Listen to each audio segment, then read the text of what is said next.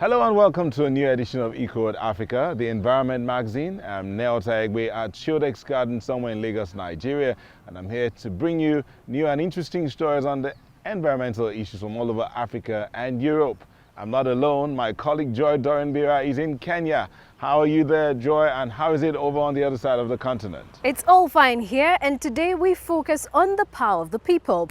Ordinary people like me and you, every one of us that is trying to do something for the environment and of course the planet, and we are going to show you how exactly ordinary people are doing this. This is what we have coming up for you on the show. We will visit a so-called community architect who is constructing sustainable buildings with people in South African townships. We'll get to know Ludwig, a 15-year-old German pupil who successfully pressures politicians to commit more to climate action. And we meet Zambian Peter Sinkamba, who lends his voice to people affected by the country's mining industry. Now let's head to South Africa. Most people who live in South African townships survive on little money and often have to contend with violence around them.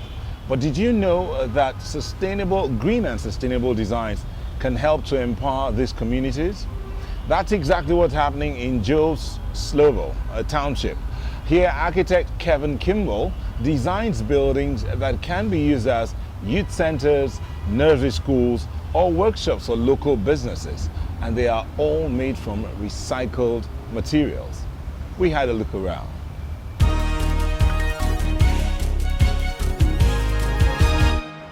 South Africa's cities are growing rapidly. Architects are looking for ways to provide millions of new residents with affordable shelter, like here in the Joslovo township near Cape Town. Kelvin Kimwele is developing eco-friendly buildings that are within the means of the people who live here, both affordable and sustainable.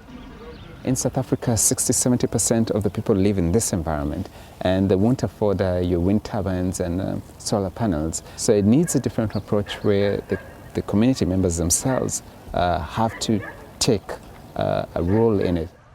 Kimwele is building facilities that are needed here, such as a youth center and a community hall. Right now, his team is busy constructing workshops for local businesses. Kimwele keeps costs low by avoiding expensive technology and by conserving resources. Recycled materials make up 80% of his buildings. Kimwele's favorite are old shipping pallets. So pallets are very accessible, and the idea is to use a material that is already accessible, also already available to the community, and use that to show through design a better use or an increased value of the material. It is hoped that these works will improve the quality of life by providing affordable space to small business people like Hilda Nomatanazo Daba. There are no garbage trucks in Joslovo, so together with her daughters, she picks up trash and sells valuable materials they find to recycling companies. Nomatanazo Daba is excited about her new workshop. Until now, she has worked from a shed behind her house. She helped design and build new premises. The new workspace will allow her to work more efficiently and develop a small recycling business for the township. Okay, Yeah. all right. And that's why you see us putting the very big doors there. So Okay. It's so much easier now because now I'm not going to put my bottles outside like this. I'm going to put them inside in the crates so they can be safe. They are not safe here because it's outside. Everyone can see them and steal them. this one here. The workshop isn't Kimwele's first project. He started building this daycare center.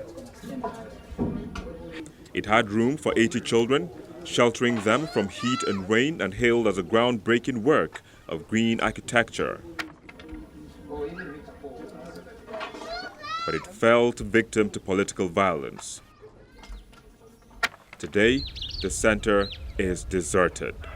It became a bone of contention between rival political groups fighting for power in this area. The rivalry turned violent and people were murdered. One group eventually shut down the daycare center and threatened to keep it shut until its demands were met. Nozuko Gibe works as a mediator for the community. It would be dangerous for us to come here alone. I don't know. You won't be in trouble.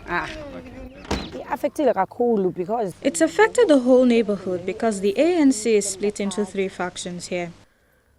We don't know what to do because people are saying we don't have a councillor. So there's no development happening here. Now we have to be strong because this is the weakest area.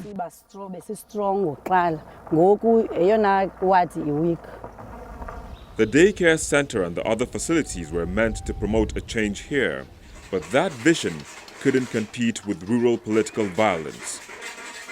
Kimwele says he won't give in and would keep working to make the township more livable. At times I feel like if we despair, then who? Who will?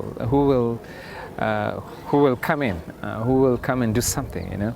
And we all kind of have this vision and we hope that it will come together.